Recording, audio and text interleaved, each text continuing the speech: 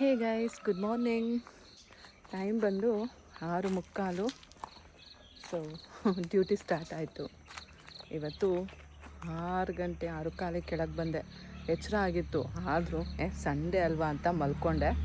But ನಮ್ಮ ಅಮ್ಮಂದು WhatsApp ಕಾಲು ನನ್ನ ಮಗನಿಗೆ ಬೈ ಮಿಸ್ಸಾಗಿ, ಏನಮ್ಮ ಕಾಲ್ ಮಾಡಿದ್ಯಾ ಅಂದರೆ, ಅಯ್ಯೋ ಗೊತ್ತಿಲ್ಲನೇ ಮಾಡಿಬಿಟ್ಟೆ ಅಂತೆ. ಸೊ ಎಚ್ಚರ ಆಯಿತಾ, ವಾಪಸ್ ಬಂದೆ. ಸೊ ತಿಂಡಿ ಮಾಡಬೇಕು, ಡ್ಯೂಟಿ ಸ್ಟಾರ್ಟ್ ಆಗಿದೆ. ಒಂದು ಕೆಲಸ ಮಿಸ್ ಆದರೆ ಇನ್ನೊಂದು ಕೆಲಸ ಬಂದು ತಲೆ ಮೇಲೆ ಕೂತಿರತ್ತೆ. ಹೆಂಗೋ ಪಾತ್ರೆ ಬೆಳಗೋದು, ಕಸ ಗುಡಿಸೋದು, ಮನೆ ಒರೆಸೋದು ಹೋಯ್ತು ಅಂದ್ಕೊಂಡೆ. ಇವಾಗ ಏನದು ಇದು ಸ್ಟಾರ್ಟ್ ಆಗಿದೆ, ತಿಂಡಿ ಕೆಲಸ ಸ್ಟಾರ್ಟ್ ಆಯಿತು. ಬೇಜಾರಿಲ್ಲ, ಆದರೂ ಹರಿಬರಿನಲ್ಲಿ ಮಾಡಬೇಕು, ಅದೇ ಕಷ್ಟ.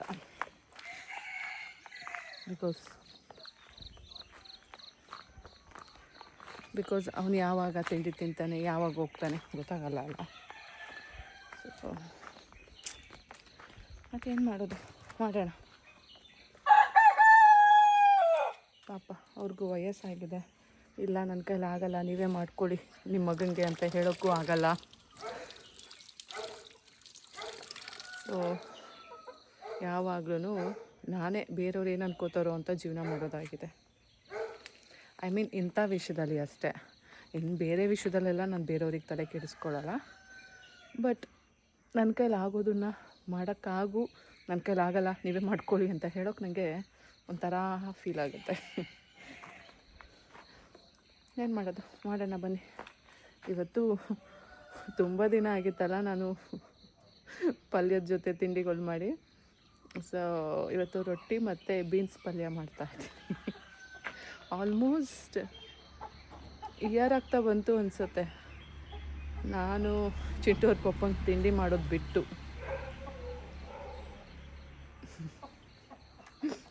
ಆರಾಮಾಗಿದ್ದೆ ದೇವ್ರಣೆಗಳು, ನಾನು ಸುಳ್ಳು ಹೇಳ್ತಾ ಇಲ್ಲ. ಏನು ಮಾಡೋದು, ಜವಾಬ್ದಾರಿ, ಮಾಡೋಣ ಬನ್ನಿ. ನನಗೆ ಗೊತ್ತಿತ್ತು ನಾನು ಅವರೇ ತಿಂಡಿ ಮಾಡು ಅಂತ ಹೇಳೋ ತನಕ ನಾನು ಮಾಡಲ್ಲ ಅಂತ. ಸೊ ಅವ್ರ ಪಾಪ ಅಷ್ಟು ಹುಷಾರಿಲ್ದಂಗೆ ಮಲ್ಕೊಂಡಿರುವಾಗ ಮಾಡಿದೆ.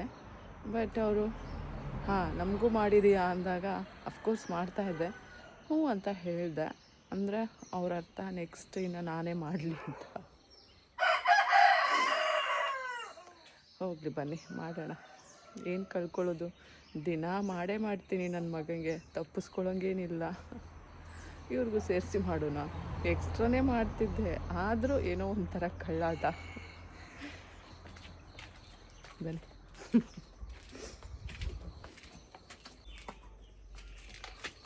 ಇವತ್ತು ತಿಂಡಿಗೆ ಬೀನ್ಸ್ ಪಲ್ಯ ಅಂತ ಹೇಳಿದೆ ಅಲ್ಲ. ಸೊ ಬೀನ್ಸ್ನೆಲ್ಲ ಕಟ್ ಮಾಡಿ ಸಪ್ಪೆ ಬೇಯಿಸ್ತಾ ಇದ್ದೀನಿ. ಸೊ ಇದು ಬೆಂದ ಮೇಲೆ ಆಮೇಲೆ ಒಗ್ಗರಣೆ ಹಾಕಿದ್ರೆ ಬೀನ್ಸ್ ಪಲ್ಯ ಮುಗಿಯುತ್ತೆ. ಆ್ಯಂಡ್ ನೀರು ಸಹ ಕಾಯಕ್ಕಿಟ್ಟಿದ್ದೀನಿ. ಅಕ್ಕಿ ಹಿಟ್ಟನ್ನು ಗಂಜಿ ಮಾಡ್ಕೊಂಡಿದ್ದೀನಿ, ಎಲ್ಲ ಕಲಸಿಟ್ಕೋಬೇಕು. ಸೊ ಆದಷ್ಟು ಬೇಗ ಬೇಗ ಮಾಡೋಣ ಅಂದ್ಬಿಟ್ಟು ಮಾಡ್ತಾ ಇದ್ದೀನಿ. ಇವತ್ತು ನಾನು ಬೆಳಗ್ಗೆ ಪೂಜೆ ಎಲ್ಲ ಮಾಡೋಕ್ಕೆ ಹೋಗಿಲ್ಲ. ಯಾಕೆ ಅಂದರೆ ಸ್ವಲ್ಪ ಬಾತ್ರೂಮ್ ಕ್ಲೀನಿಂಗ್ ಅದೆಲ್ಲ ಇತ್ತು. ಸ್ನಾನ ಮಾಡ್ಕೊಂಡು ಕುತ್ಕೊಂಡ್ಬಿಟ್ರೆ ಬಾತ್ರೂಮ್ ಎಲ್ಲ ಯಾರು ಕ್ಲೀನ್ ಮಾಡೋರು. ಹಾಗಾಗಿ ಇವತ್ತು ಸ್ವಲ್ಪ ಲೇಟಾಗಿ ಮಾಡೋಣ ಅಂತ ಅಂದ್ಕೊಂಡು ಇನ್ನೂ ಮಾಡಿಲ್ಲ. ಈ ಕಡೆ ನನಗೆ ಟೀ ಇಟ್ಕೊಂಡಿದ್ದೀನಿ, ಆ ಕಡೆ ಚಿಂಟು ಅವ್ರ ಪಪ್ಪಂಗೆ ಇಟ್ಟಿದ್ದೀನಿ. ಏಕೆ ಅಂದರೆ ನಿಮಗೆ ಗೊತ್ತಲ್ಲ, ನಾನು ಯಾವುದೋ ಲೋಕಲ್ ಟೀ ಪುಡಿ ತೊಗೊಬಂದಿದ್ದೀನಿ ಅಂತ. ಸೊ ಅದನ್ನು ಚಿಂಟು ಪಪ್ಪಂಗೆ ಕೊಡೋಕ್ಕಾಗಲ್ಲ. ಹಾಗಾಗಿ ನನಗೆ ಸೆಪ್ರೇಟು, ಅವನಿಗೆ ಸೆಪ್ರೇಟು ಇಟ್ಟಿದ್ದೀನಿ. ನೋಡೋಣ, ನಂದು ಖಾಲಿ ಆಗೋ ತನಕ ನಾನು ನಂದು ಯೂಸ್ ಮಾಡ್ತೀನಿ, ಆಮೇಲೆ ಬೇರೆದು ತೊಗೊಂಡ್ರೆ ಆಯಿತು. ಬೇರೆದು ಆಲ್ರೆಡಿ ತೊಗೊಬಂದ್ಬಿಟ್ಟಿದ್ದೀನಿ ಗೈಸ್. 3 ರೋಸಸ್ಸು ಯಾವುದೋ ತೊಗೊಂಡು ಬಂದಿದ್ದೀನಿ ಈ ಸಲ, ಟೇಸ್ಟ್ ಮಾಡೋಣ ಅಂತ. ಅದೆಲ್ಲ ಮುಗಿದ್ಮೇಲೆ ಒಂದು ಯಾವುದಾದ್ರೂ ಯೂಸ್ ಮಾಡಬೇಕು. ಸೊ ಬನ್ನಿ, ಇವಾಗ ಚಿಂಟೂರ್ ಪಾಪ ಬಂದಿದ್ದಾನೆ, ಅವನಿಗೆ ಫಸ್ಟು ತಿಂಡಿ ಕೊಡೋಣ. ಆಮೇಲೆ ಅವನೆಲ್ಲಾದರೂ ಹೋಗಲಿ, ಏನಾದರೂ ಮಾಡಲಿ, ಅದು ಅವನಿಷ್ಟ. ನಮ್ಮ ಕಡೆಯಿಂದ ತಿಂಡಿ ಕೊಟ್ಟರೆ ನಮ್ಮ ಜವಾಬ್ದಾರಿ ಮುಗಿಯುತ್ತೆ. ಆ್ಯಂಡ್ ಅವ್ನು ಚೆಂದ ತಿಂದರೆ ಅದು ನಮಗೆ ಖುಷಿ ಆಗುತ್ತೆ. ಸೊ ಇದಿಷ್ಟೇ ನಮಗೆ ಬೇಕಾಗಿರೋದು, ಮತ್ತಿನ್ನೇನು ಅಲ್ಲ. ಅವ್ನು ಚೆಂದ ತಿನ್ನಬೇಕು ಆ್ಯಂಡ್ ನಾವು ಚೆಂದಾಗಿ ಸರ್ವ್ ಮಾಡಬೇಕು ಅಷ್ಟೇ. ಅವನು ಪಲ್ಯ ತಿನ್ನೋದು ಅಷ್ಟಕ್ಕಷ್ಟೇ.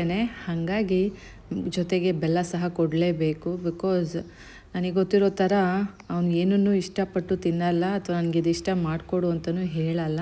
ನಾವು ಕೊಟ್ಟಿರೋದನ್ನು ಶಾಸ್ತ್ರ ಅಂತ ಮಾಡ್ತಾನೆ, ನಾವು ಶಾಸ್ತ್ರ ಅಂತಲೇ ಅವನಿಗೆ ಕೊಡೋದು. ಸೊ ಇಬ್ರಿಗೂ ಸರಿಯಾಗಿದೆ ಜೋಡಿ. ಟೀ ಎಲ್ಲ ರೆಡಿ ಆಯಿತು. ಸೊ ಬನ್ನಿ ಇವಾಗ ಹೋಗಿ ನಾವು ಟೀ ಕೊಟ್ಬಿಟ್ಟು ಬರೋಣ ಫಸ್ಟ್. ಗೈಸ್, ಬಟ್ಟೆ ಒಗ್ದಾಯಿತು. ಟೈಮ್ ಬಂದು 9:30. ಸೊ ಇವತ್ತು ಇಷ್ಟು ಬಟ್ಟೆ ಇದೆ. ಇನ್ನೂ ಯಾರ್ದು ಸ್ನಾನ ಆಗಿಲ್ಲ, ಹಾಗಾಗಿ ಬಟ್ಟೆ ಕಮ್ಮಿ. ಏನು ಕರಿಯಮ್ಮ ಕೆಲಸ ಅಲ್ಲೇ ಇರಬೇಕು ಒಳಗೆ. ನೋಡಿ ಇಷ್ಟು ಬಟ್ಟೆ ಹೋಗಿದ್ದೀನಿ. ಬನ್ನಿ ಇವಾಗ ಚಿಂಟುಗೆ ತಿಂಡಿ ಕೊಡೋಣ.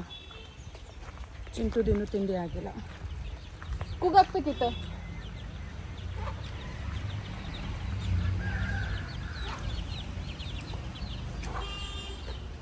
ಈಗ ಅಮ್ಮ ಮಗನಿಗೆ ತಿಂಡಿ ಸಮಯ.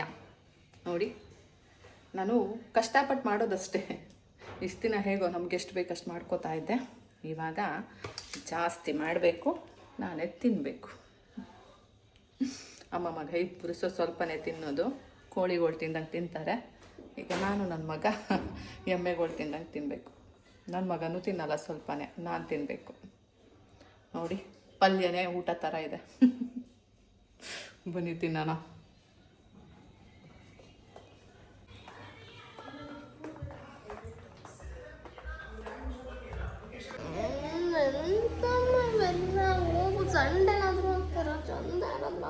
ಏನು ಮಾಡಬೇಕು ಚಂದ ಇರೋದು? ಗೈಸ್, ಒಂದು ವಾರದಿಂದ ಬರೀ ಪನ್ನೀರಲ್ಲೇ ಮುಳುಗಿಸಿದ್ದೀನಿ. ಪನ್ನೀರ್ ಬಟರ್ ಮಸಾಲ, ಪಾಲಕ್ ಪನ್ನೀರು. ಇದೆಂತ ಮಾಡಬೇಕು? ಎಗ್ ಫ್ರೈಡ್ ರೈಸ್ ಬೇಕಿತ್ತು, ಎಗ್ ಬುರ್ಜಿ ಬೇಕಿತ್ತು. ಇವತ್ತು ದೇವಸ್ಥಾನಕ್ಕೆ ಹೋಗ್ಬೇಕಲ್ಲಮ್ಮ. ಅದು ಮಾಡಬೇಡ ಅಂತ ಹೇಳಿದ್ರು. ಎಗ್ ಬುರ್ಜಿ ಬೇಕಿತ್ತು ನಿಮಗೆ. ಪನ್ನೀರ್ ಅದೇನಾದರೂ ಮಾಡಬೇಕಿತ್ತು. ಎಷ್ಟು ತಿಂತೀಯ ಪನ್ನೀರು ಅಂತ? ಬೇಜಾರಾಗಲ್ಲ? Healthy, protein. ದಿನ ಅದೇ ತಿಂತಾರೆ ಎಲ್ಲರೂ.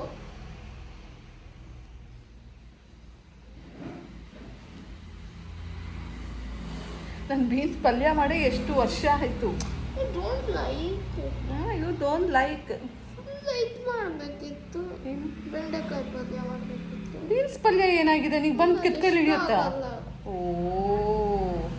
ಯಾವಾಗಿಂದನಪ್ಪ?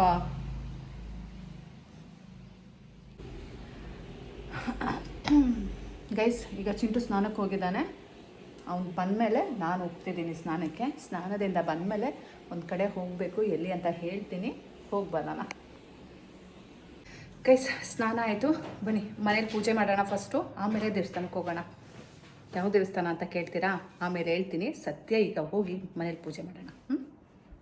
ಗೈಸ್, ನಮ್ಮ ದೇವರು ಎಲ್ರಿಗೂ ಒಳ್ಳೇದು ಮಾಡಲಿ. ನನಗೆ, ನಿಮಗೆ, ನನ್ನ ಪ್ಯಾರೆಂಟ್ಸ್ಗೆ, ಚಿಂಟು ಪಪ್ಪ, ಚಿಂಟು ಅಜ್ಜಿ, ಹಾಗೆ ನನ್ನ ಸಬ್ಸ್ಕ್ರೈಬರ್ಸು, ನನ್ನ ವ್ಯೂವರ್ಸು, ನನ್ನನ್ನು ಇಷ್ಟಪಡೋರು, ಕೊನೆಗೆ ನಾನು ಹೇಟ್ ಮಾಡೋರಿಗೂ ಸಹ ದೇವರು ಒಳ್ಳೆಯದೇ ಮಾಡಲಿ.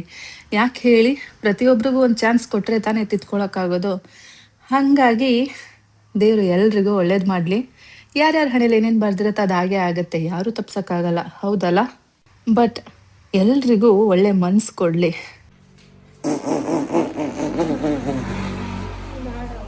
ನಾನು ಗಾಗಲ್ ಹಾಕ್ಕೊಂಡಿದ್ದೀನಿ ಅಂದ್ಬಿಟ್ಟು ನಮ್ಮ ಚಿಂಟು ಗಾಗಲ್ ಹಾಕ್ಕೊಂಡು ಬಂದ ಅಲ್ಲ, ನನಗೆ ನಗು ತಡಿಯೋಕ್ಕಾಗಲಿಲ್ಲ, ಬಂದ್ಬಿಡ್ತು. ಅದಕ್ಕೆ ಮುನಿಸ್ಕೊಂಡು ಹೋಗು, ನಾನು ಹಾಕ್ಕೊಳ್ಳಲ್ಲ ಅಂದ್ಬಿಟ್ಟು ಎಸ್ತಿದ್ದ. ಎಲ್ಲ ಬಾಪುಟ ಅಂದ್ಬಿಟ್ಟು ಪೂಸಿ ಹೊಡೆದು ಅವನಿಗೆ ಗಾಗಲ್ ಹಾಕಿಸ್ಕೊಂಡು ಕರ್ಕೊಬಂದೆ. ಈಗ ಗೈಸ್, ಇದು ನಾವೇನಿದ್ದೀವಲ್ಲ ಹಳ್ಳಿ, ಇಲ್ಲಿ ಅಮ್ಮನವ್ ಟೆಂಪಲ್ ಅಂತ. ಸೊ ಇಲ್ಲಿದು ವರ್ಧಂತಿ ಪೂಜೆ ಇದೆ. ಸೊ ಹಾಗಾಗಿ ಬಂದಿರೋದು.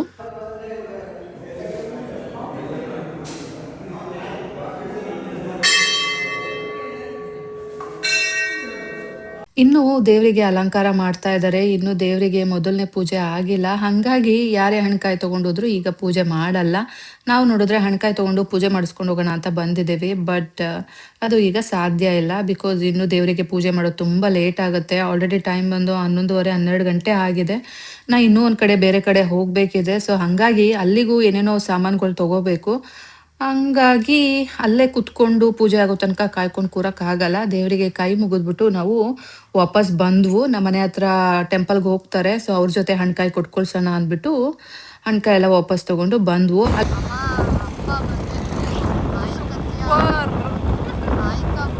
ಅಲ್ಲೇ ಅಣ್ಕಾಯಿಗೆ ಇಟ್ಬಿಟ್ಟು ಬರ್ಬೋದಿತ್ತು, ಆದರೆ ವಾಪಸ್ ಅದು ತೊಗೊಂಡು ಹೋಗ್ಬೇಕು ಅಲ್ಲ ಪ್ರಸಾದ, ಹಾಗಾಗಿ ಮಿಸ್ ಆಗತ್ತೆ. ಸೊ ಅಣ್ಕಾಯಿ ಮಾಡ್ಸಿದ್ಮೇಲೆ ಪ್ರಸಾದ ತೊಗೊಂಡು ಹೋಗ್ದ್ರೆ ಚೆನ್ನಾಗಿರಲ್ಲ ಅಲ್ಲ, ಅದಕ್ಕೋಸ್ಕರ ಮನೆ ಹತ್ರ ಇರೋರ ಹತ್ರ ಕೊಟ್ಕೊಳ್ಸೋಣ ಅಂದ್ಬಿಟ್ಟು ಮನೆಗೆ ವಾಪಸ್ ಅದನ್ನು ತೊಗೊಂಡು ಬಂದ್ವು. ಆಮೇಲೆ ನನಗಿಲ್ಲೇ ಸ್ವಲ್ಪ ಶಾಪಿಂಗ್ ಇತ್ತು, ಯಾಕೆ ಅಂದರೆ ಇವತ್ತು ಇನ್ನೊಂದು ಕಡೆ ಟೆಂಪಲ್ ಹೋಗ್ತಾ ಇದ್ದೀವಿ. ಸೊ ಅಲ್ಲಿಗೆ ದೇವರಿಗೆ ಸೀರೆ ಎಲ್ಲ ತೊಗೋಬೇಕಿತ್ತು, ಹಣ್ಣು ಹೂವು ಎಲ್ಲ, ಅದಕ್ಕೋಸ್ಕರ ಬಂದಿದ್ದೀನಿ. ಎಷ್ಟು? 25.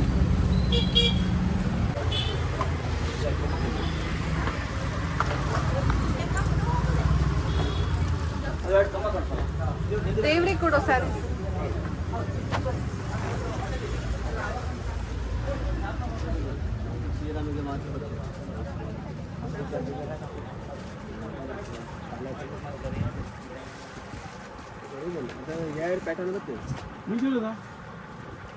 ದೇವರಿಗೆ ಉಡ್ಸೋ ಸ್ಯಾರಿ ತೋರಿಸ್ತಾರೆ. ಯಾವ್ದು 18 ಒಳಗೆ ಬೇಕಾ? 12. ಶಿಸ್ಸಿಗೆ ಯಾವ್ದು ಕೊಡಲಿ ನೀವು ಹೇಳ್ಕೊ. ಯಾವ್ದು ಉಡಿಸ್ತಾರೆ ಉಡ್ಸೋದಿಲ್ಲ ಈಗ. ತೋರಿಸಿ ಎರಡೂ. ಅಲ್ಲ 18 ಒಳಗೆ ಬೇಕಾ? 18 ಒಳಗೆ ಕೊಡ್ತೀನಿ. ಜಾಸ್ತಿ ಎಲ್ಲರೂ ಈ ಟಕ್ ನೋಡೋದು ನನಗೆ 5 ಮೀಟರ್ 18 ಒಳಗೆ ಬೇಕಾ? ಅಲ್ಲ ಉಡಿಸ್ಬೇಕಲ್ಲ ಅವರು, ಸುಮ್ಮನೆ ವೇಸ್ಟ್ ಮಾಡೋದು. ಈಗ ಉಡ್ಸಲ್ಲ, ಲೈಕ್ ಯಾವಾಗ ಈ ಟೈಮ್ಗೆ ಯಾವುದು ಉಡ್ತೀವಿ? ಈ ಟೈಮ್ಗಲ್ಲ, ಮುಂದಕ್ಕೆ ಹಂಗೆ ಮಾಡೋದಿಲ್ಲ ಅವ್ರು, ಅವಾಗ ಸವಾಲೇ ಆಗ್ತದೆ. ಅಲ್ಲಿಂದ ಬರುವಾಗ ರಿಟರ್ನ್ ಬರುವಾಗ ಸವಾಲಾಗಿರ್ತದೆ. ಕೊಡುವ. ಇದು ಎಷ್ಟು ಮೊಳ? ಶೇಖರ್ ಇದು 18 ಮೊಳ ಬರ್ತದೆ, ಹಾಂ ಹಾಂ. ಇದು 12 ಮೊಳ ಬರ್ತದೆ. ಅವ್ರು ಯಾವುದು ಉಡ್ಸಲ್ಲ ಅಂತೀರಾ? ಟೈಮ್ ಹಾಗೆ ಅಲ್ಲ, ಭಾಳ ಬಂದಿರ್ತಲ್ವಾ ಅವೆಲ್ಲ ರಿಟರ್ನ್ ನೋಡಿ ಬರುವ ನಿಮ್ಮ ಸವಾಲಾಗಿರ್ತಿರ್ತದೆ. ಕೆಂಪು ಸೀರೆ ಕೆಂಪು ಬೇಕು, ರಾಣಿ ಬೇಕು, ಯಾವುದು ಕೆಂಪು, ರಾಣಿ ಪಿಂಕ್, ಕೆಂಪಿದೆ.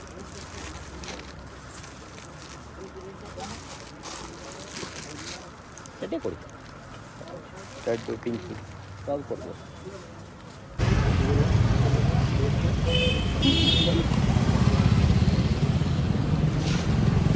ಗೈಸ್, ಹೂವು ತೊಗೊಳ್ಳೋಣ ಅಂತ ಬಂದೆ. ಹೂವು ಸೇವಂತಿಗೆ ಒಂದು 4 ಮಾರು ತೊಗೊಂಡೆ, 2 ಮಾರು ದೇವಸ್ಥಾನಕ್ಕೆ, 2 ಮಾರು ಮನೆಗೆ. ಆ್ಯಂಡ್ ಅಲ್ಲೊಂದು ಕೆಂಪು ಹೂವು ಇತ್ತು, ಸೊ ಅದೊಂದು ಅರ್ಧ ಮಾರು ತೊಗೊಂಡೆ, ಕಣಗ್ಲ ಹೂವು. ಅಲ್ಲೇ ಒಂದು ಅಜ್ಜಿ ಕನಕಾಂಬರ ಹೂವು ಮಾರ್ತಾ ಇದ್ರು, ಸೊ ಅದು ಒಂದು ತೊಗೊಂಡೆ. ಅದು ಒಂದಕ್ಕೆ 20 ರೂಪಾಯಿ ಏನೋ. ಸೊ 3 ಥರ ಹೂವು ತೊಗೊಂಡಿದ್ದೀನಿ ಇವತ್ತು. ಚಿಂಟು ಪಪ್ಪಂಗೆ ದೇವ್ರು ಮಾಡೋದು, ದೇವಸ್ಥಾನಕ್ಕೆಲ್ಲ ಈ ರೀತಿ ಮಾಡೋದು ಅಂದರೆ ತುಂಬ ಇಷ್ಟ, ಹಾಗಾಗಿ ಇಷ್ಟೊಂದು ಹೂವು ಎಲ್ಲ ತೊಗೊಂಡೆ. ಇಷ್ಟು ತಗೊಳಕ್ಕೆ ಚಿಂಟು ಅವ್ರ ಪಪ್ಪ ನನಗೆ 3,000 ಕೊಟ್ಟಿದ್ದಾನೆ. ಅಟ್ಲೀಸ್ಟ್ ನಾನು 3 ಥರ ಹೂವನಾದ್ರೂ ತಗೋಬಾರ್ದಾ ಹೇಳಿ? ಅದೇಂಗೆ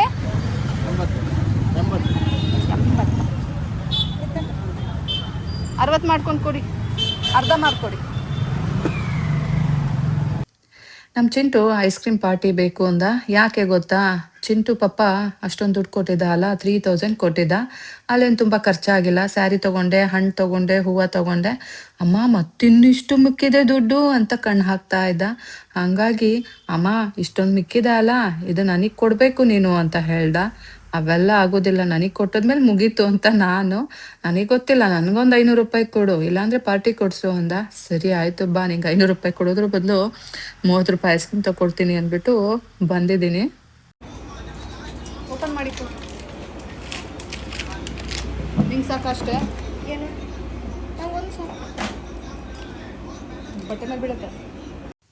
ನಮ್ಮ ಚಿಂಟುಗೆ ಸ್ಯಾಂಡ್ವಿಚ್ ಐಸ್ ಕ್ರೀಮ್ ಅಂದರೆ ಇಷ್ಟ, ಸೊ ಅವನು ಸ್ಯಾಂಡ್ವಿಚ್ ಐಸ್ ಕ್ರೀಮ್ ತೊಗೊಂಡ.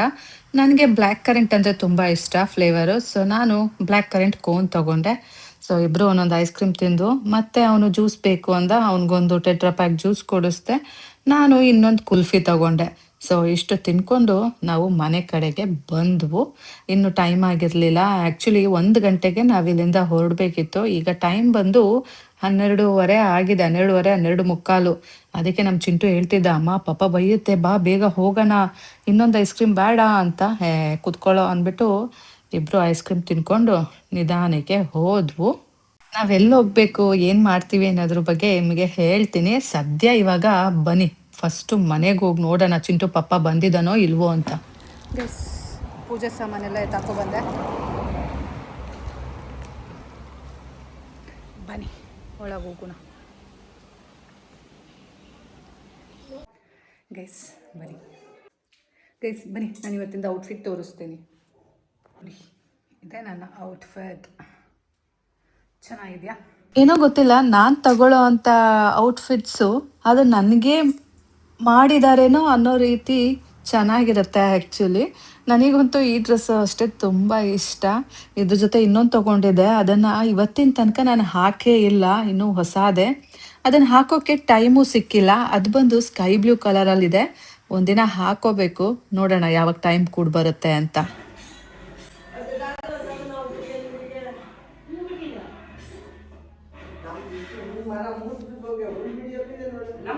ಏನು ಗೊತ್ತಾ ಗೈಸ್, ಇವತ್ತು ಬಂದು ಚಿಂಟು ಪಪ್ಪ ತಿಂಡಿ ಎಲ್ಲ ಆದಮೇಲೆ ನಾವು ಇವತ್ತು ಟೆಂಪಲ್ ಹೋಗೋಣ ಅಂತ ಹೇಳಿದ್ದು.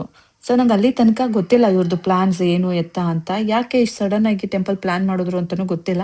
ನನಗೇನು ನನ್ನ ಗಂಡ ಕರ್ಕೊಂಡು ಹೋಗ್ತಾ ಇದ್ದಾನ, ಹೋಗೋಣ, ಹಠ ಮಾಡೋದೇನಕ್ಕೆ, ದೇವಸ್ಥಾನಕ್ಕೆ ನನಗೂ ಹೋಗಬೇಕು ಅಂತ ಇಷ್ಟ ಆಯಿತು. ಸೊ ಹಾಗಾಗಿ ನಾನೇನಿಲ್ಲ ಅನ್ನಲಿಲ್ಲ, ಹಾಂ ಆಯಿತು ಅಂತ ಅಂದ್ಕೊಂಡೆ. 1 ಗಂಟೆಗೆ ಹೋಗೋಣ ಅಂತ ಹೇಳ್ದ.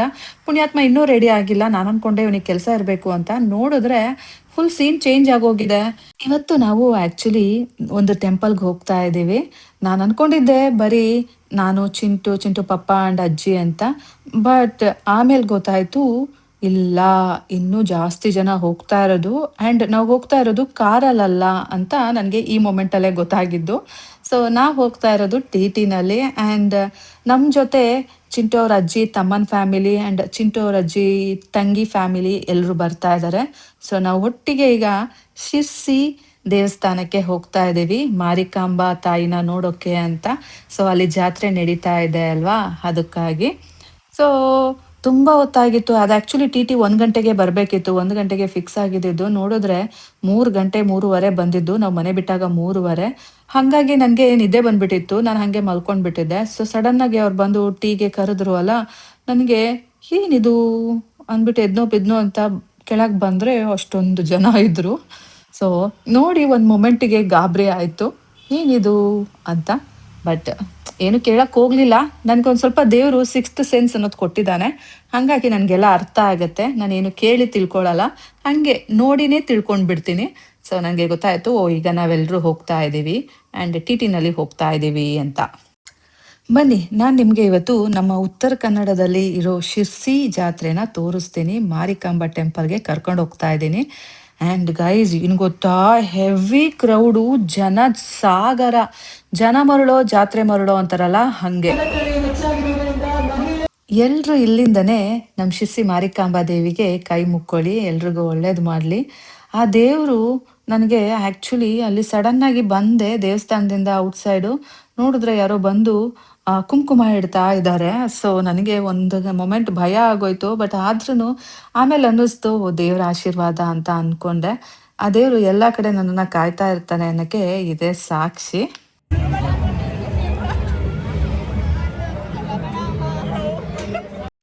ಎಲ್ಲ ವಿಷಯನೂ ಹೇಳಿ ಈ ವಿಷಯ ಹೇಳಿಲ್ಲ ಅಂದರೆ ತುಂಬ ತಪ್ಪಾಗತ್ತೆ. ನಿಜ ಹೇಳಬೇಕು ಅಂದರೆ, ನಾನು ಯಾವಾಗಲೂ ಹೇಳ್ತೀನಿ ಅಲ್ಲ, ನನ್ನ ಗಂಡಂಗೆ ಜನಬಲ ಜಾಸ್ತಿ ಇದೆ, ಜನಗಳ ಸಂಪರ್ಕ ಜಾಸ್ತಿ ಇದೆ.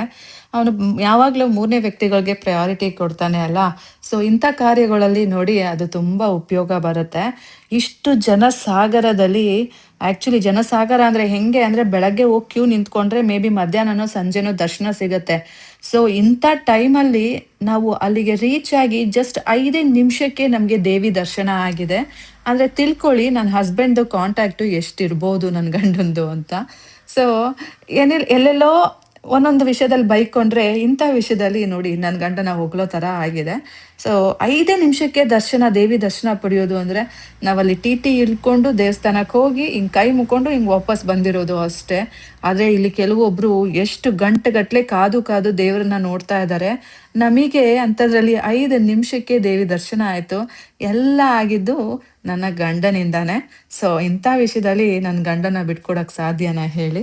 ಅಲ್ಲೆಲ್ಲ ಮುಗಿಸ್ಕೊಂಡು ಬಂದು ದೇವಿ ದರ್ಶನ ಮಾಡಿಕೊಂಡು ಈ ಕಡೆ ಜಾತ್ರೆ ಕಡೆ ಬಂದು ಸ್ವಲ್ಪ ಸ್ನ್ಯಾಕ್ಸ್ ತಿಂದವು, ಪಾನಿಪುರಿ, ಮಸಾಲೆ ಪುರಿ, ಐಸ್ ಕ್ರೀಮ್ ಅಂತ. ಆಮೇಲೆ ಸರ್ಕಸ್ಸು ಅದು ಇದು ಏನಾದರೂ ನೋಡೋಣ ಅಂತ ಬಂದವು. ಆಟಾಡೋಕ್ಕೆ ಎಲ್ಲ ಭಯ ಆಗುತ್ತೆ, ಬಿಕಾಸ್ ಈಗ ಅಲ್ಲಿ ಇಲ್ಲಿ ಇನ್ಸಿಡೆಂಟ್ಸು, ಅದು ಮುರಿದೋಯ್ತು ಇದು ಮುರಿದೋಯ್ತು ಅಲ್ಲ, ಹಾಗಾಗಿ ಭಯ. ಅದಕ್ಕೆ ಇಲ್ಲಿ ಬೈಕ್ ಶೋ ಇತ್ತು, ಕಾರಿಂದು ಶೋ ಇತ್ತು, ಇದನ್ನ ನೋಡ್ಕೊಂಡು ಹೋಗೋಣ ಅಂತ ಬಂದವು. ಬಟ್ ಇಲ್ಲಿ ಬಂದರೆ ಗೈಸ್, ಅಪ್ಪ ಇವ್ರ ಧೈರ್ಯಕ್ಕೆ ಮೆಚ್ಚಬೇಕು ಗೈಸ್. ಹೆಂಗೆ ಅಮ್ಮ, ಮೇ ಬಿ ಅವ್ರಿಗೆ ಇದು ರೋಡಲ್ಲಿ ಹೋದಂಗೆ ಫೀಲ್ ಇದೆ ಅನಿಸುತ್ತೆ. ಆದರೂ ಸಹ ಒಂದೇ ಇದರಲ್ಲಿ ಮೋಡಲ್ಲಿ ಅವರು ಹೋಗೋದಿದೆಯಲ್ಲ, ಇಟ್ಸ್ ವೆರಿ ಡಿಫಿಕಲ್ಟ್. ನೋಡೋರಿಗೆ ದಿಗ್ಭ್ರಮೆ ಆಗತ್ತೆ. 100 ರೂಪಾಯಿ ಪರ್ ಪರ್ಸನ್ ಟಿಕೆಟು ಕೊಟ್ರು ಪಾಪ ಅವರು ಪ್ರಾಣ ಭಯ ಬಿಟ್ಟು, ಜೀವ ಭಯ ಬಿಟ್ಟು ಇದನ್ನೆಲ್ಲ ಮಾಡ್ತಾ ಇರ್ತಾರೆ. ಸೊ ಹಾಗಾಗಿ ಲಾಸ್ ಏನಿಲ್ಲ, ಬಟ್ ಅಲ್ಲಿ ಇದ್ದಿದ್ದೆಲ್ಲ ಇದಕ್ಕಿನ್ನ ಇವರಿಗೇನೆ ಜಾಸ್ತಿ ಇನ್ಕಮ್ ಆಗ್ತಾ ಇರೋದು ಅಲ್ಲಿ, ಗೊತ್ತಾ? ಒಂದೊಂದು ಶೋಗೆ ಎಷ್ಟು ಜನ, ಮತ್ತು ಪರ್ ಹೆಡ್ 100 ರುಪೀಸ್ ಅಂದರೆ ಎಷ್ಟು ಕಲೆಕ್ಷನ್ ಆಗುತ್ತೆ ಅಲ್ಲ. ಸೊ ಅದನ್ನೆಲ್ಲ ಲೆಕ್ಕ ಹಾಕ್ತಾ ಇದ್ದೋ. ಬಟ್ ಸ್ಟಿಲ್ ಇವ್ರ ಧೈರ್ಯನ ಮೆಚ್ಚಬೇಕು ಗೈಸ್, ಹಾನೆಸ್ಟಾಗಿ. ನಮಗೆ ಹೋಗಿದ್ದಕ್ಕೂ ಸಾರ್ಥಕ, ಖುಷಿ ಆಯಿತು. ಆ್ಯಂಡ್ ಅಲ್ಲೆಲ್ಲ ಮುಗಿಸ್ಕೊಂಡು ಜಾತ್ರೆ ಗೀತ್ರೆ ಸಾಮಾನು ತಗೊಂಡು ಹೊರಗೆ ಬಂದ್ವು. ನನಗಂತೂ ಇವತ್ತು ಲಕ್ಷ್ಮಿ ಕಟಾಕ್ಷ ತುಂಬ ಇತ್ತು.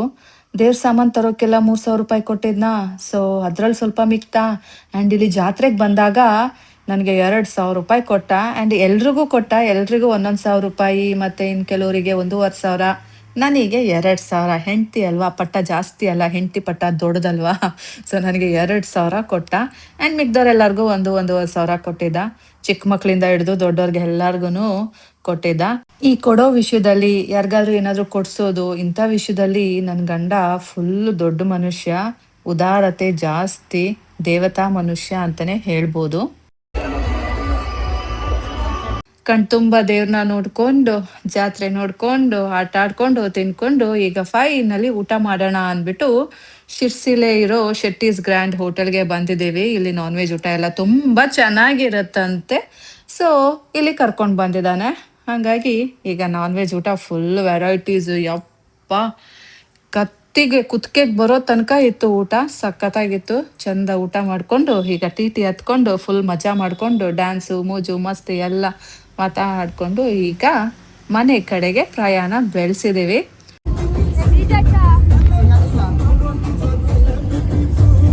ಹೋಪ್ಸು ನಿಮಗೆ ಈ ವ್ಲಾಗ್ ಇಷ್ಟ ಆಯಿತು ಅಂತ ಅನ್ಕೋತೀನಿ. ಇಷ್ಟ ಆಗಿದ್ರೆ ಒಂದು ಲೈಕು, ಕಮೆಂಟು, ಹಾಗೆ ಸಬ್ಸ್ಕ್ರೈಬ್ ಮಾಡ್ಕೊಳ್ಳಿ ಗೈಸ್.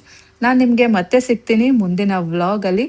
ಅಲ್ಲಿ ತನಕ take care, bye bye, love you all guys, see you in the next vlog. Adjust ಮಾಡ್ಕೊಂಡು ಹೋದರೆ ಎಲ್ಲರ ಜೀವನನೂ ಚೆನ್ನಾಗಿರತ್ತೆ. ಯಾವಾಗಲೂ ಕಿರಿಕಿರಿ ಮಾಡಿಕೊಂಡು ಜಗಳ ಆಡ್ಕೊಂಡು ಇದ್ರೆ ಜೀವನ ನರಕ ಆಗತ್ತೆ. ಸೊ ನನ್ನ ಪ್ರಕಾರ ಅಡ್ಜಸ್ಟ್ಮೆಂಟ್ ಮಾಡ್ಕೊಳ್ಳಿ, ಕಾಂಪ್ರಮೈಸ್ ಮಾಡ್ಕೊಳ್ಳಿ, ಎಷ್ಟಾಗುತ್ತೆ ಅಷ್ಟು ಮಾಡ್ಕೊಳ್ಳಿ. ತೀರಾ ಆಗಲ್ಲ ಅಂದಾಗ ಏನು ಮಾಡೋಕ್ಕಾಗಲ್ಲ. ಬಟ್ ಆಗೋದನ್ನ ಸ್ವಲ್ಪ ಟ್ರೈ ಮಾಡಿ ನೋಡಿ. ಲೈಫ್ ಎಲ್ಲರದು ಚೆನ್ನಾಗಿರತ್ತೆ. ಎಲ್ಲರೂ ಚೆನ್ನಾಗಿರಬೇಕು, ಒಳ್ಳೆಯದಾಗಿರಬೇಕು, ಅಷ್ಟೇ ನನ್ನ ಇಂಟೆನ್ಷನ್.